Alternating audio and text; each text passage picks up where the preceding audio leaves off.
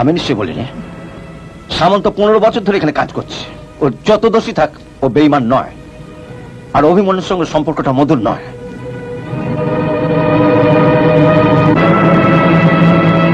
তাহলে অভিমন্যু খবরটা জানলো কি করে? আপনার কি ধারণা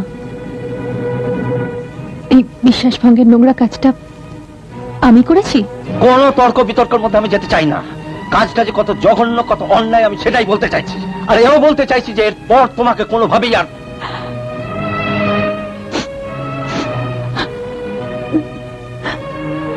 এই ঘটনার পর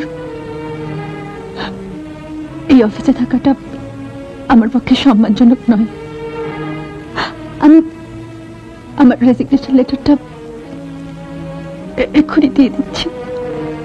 তবে একটা কথা, এত বড় কলঙ্কের বোঝা আমার মাথার উপর চাপিয়ে দেওয়ার আগে আপনার উচিত ছিল এই ব্যাপারে ভালোভাবে খোঁজ খবর নেওয়ার। তুমি কি বলতে চাইছো? কি বলতে চাইছো? এটাকে আমি আমার ভুল বলে মেনে নি? না, আমি শুধু আপনাকে আপনার ভবিষ্যতের আত্মগ্লানি থেকে বাঁচাতে চেয়েছিলাম। নমস্কার। তুমি তো একবারে পয়মাল করে দিলে সামন্ত। 2 কোটি 10 পার হতে চললো, তবু এখনো মকারের দোষগুলো কায়দা করে রপ্ত করতে পারলে না। হ্যাঁ, মদ, মানি, মেয়ে ছেলে, মকারের নামে মুখে এখনো নাল পড়ে। কি করবো স্যার, ওই মগাই আমায় খেলেছে। মগাই? সে আবার কে? মগাই না স্যার, মগা মগা, অশ্লেষা মগা। ওই যে বলছিলেন না, ময়ে কেন আমার দুর্বলতা, আমার জীবনের সব দিকেই যে ম স্যার। মাঘ মাসের অশ্লেষা মগাই আমি জন্মেছি মির্জাপুর, শ্বশুর বাড়ি মিদনাপুর। লেখাপড়া ম্যাট্রিক। বাবা মাখনলাল, মা মেনকা। কোন দিকে যাবেন স্যার? নিজে মদন মোহন, জোড়া ম। কোন দিকে যাব স্যার? ড্যাড এসে গেছে। পাঠিয়ে দে। আর শোন, বাইরে গিয়ে তককে তককে থাকবি, বুঝিস? ওকে।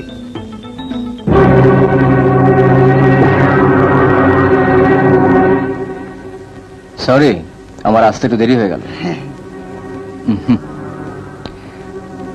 তা বলুন, আমাকে ডেকে পাঠিয়েছেন কেন?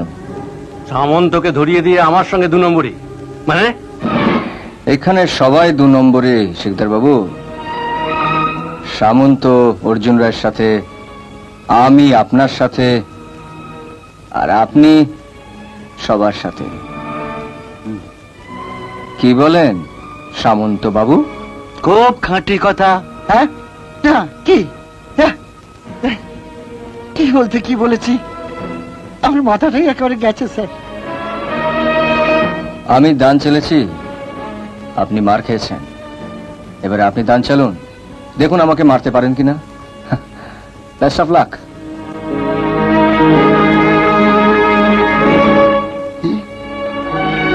এটা কি হলো স্যার?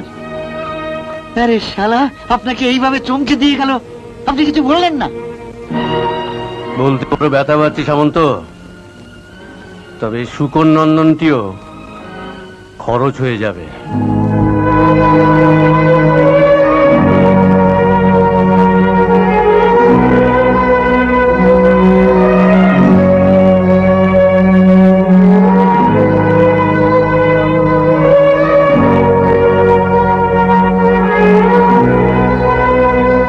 থ্যাংক ইউ জীবন।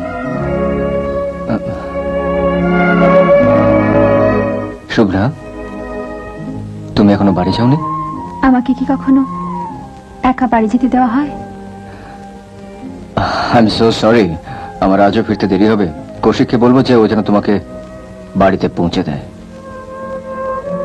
কৌশিক পৌঁছে দিতে চেয়েছিল, আমি যাইনি। কেন? ইচ্ছে হলো জেনে যাই। এমন কিসের তারা যে এত রাত্রির অব্দি কাজ করতে হবে? আমি যে লক্ষ্যে পৌঁছাতে চাই সেখানে আমাকে তাড়াতাড়ি পৌঁছাতে হবে, নইলে আমার কাজ পূর্ণ হবে না। কিন্তু পূর্ণতার পরে যে শূন্যতা থেকে যায়, তার কি হবে? কি হলো, হাসি কেন? কিছু না। বলছিলাম বাড়ি যাওয়া হবে না? না।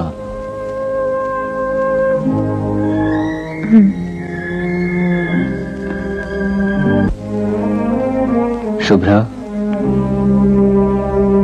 হ্যাঁ? শোনো,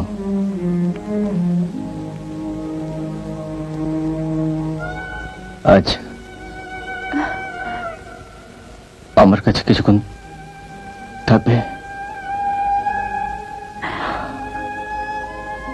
আমি তো তোমার কাছেই থাকতে চাই, শুধু আজ নয়, সারা জীবনের জন্য।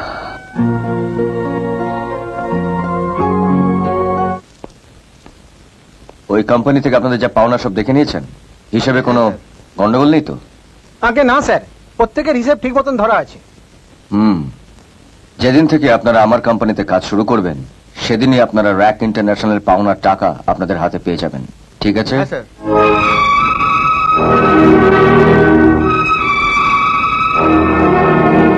শরীর খারাপ? না। সহজ উত্তর কোনোদিনই পাবো না আমি জানি, তবু এতদিন পাশাপাশি থেকেও তোমার সন্তানের মা হয়েও এটুকু জানার অধিকার নেই কি হয়েছে, কিসের যন্ত্রণা তোমায় ছিঁড়ে খাচ্ছে? ভাবছি ভাবছি আর যতই ভাবছি অবাক হচ্ছে, কেন একজন বন্ধু হয়ে এসে প্রাণ বাঁচায়, আবার সেই বন্ধু যুদ্ধ ঘোষণা করে ধ্বংস করবার জন্য। ধ্বংস? আমার ফ্যাক্টরি ভালো ভালো কারিগররা কাজ ছেড়ে দিয়েছে, প্রোডাকশন বন্ধ। সে কি? হ্যাঁ চিত্রা,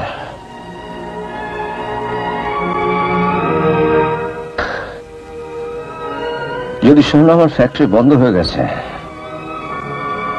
বিদেশে আমি আমার মাল ঠিক সময় মতো পাঠাতে পারিনি, চুক্তি লঙ্ঘনের জন্য আমাকে কাঠগড়ে দাঁড়াতে হচ্ছে,